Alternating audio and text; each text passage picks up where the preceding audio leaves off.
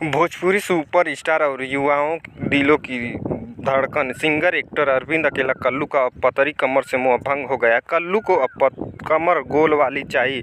दरअसल कल्लू ने अपने इस ख्वाहिश का इजहार अपने नए वाले गाने के साथ किया है, जिसके बोल भी यही हैं। इसमें कल्लू और गोल्डी निषाद की शानदार जुगलबंदी देखने को मिल रही है।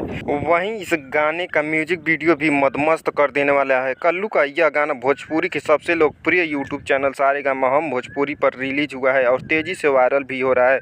दोस्तों वीडियो में बने रहिए, आगे हम और बात करेंगे, लेकिन उससे पहले अगर आप चैनल पर नए हैं तो चैनल को सब्सक्राइब, वीडियो को लाइक, शेयर और कमेंट जरूर करें।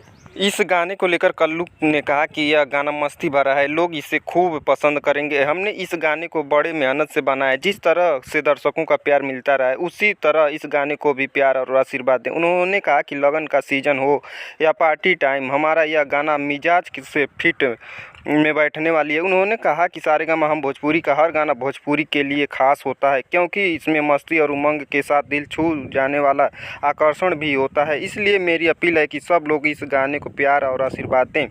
गाने को दोस्तों के साथ मिलकर एंजॉय करें। आपको बता दें कि कल्लू और गोल्डी के इस गाने कमर गोल वाली चाय में कल्लू के साथ पूजा निषाद हैं, जिनकी केमिस्ट्री रोमांटिक है।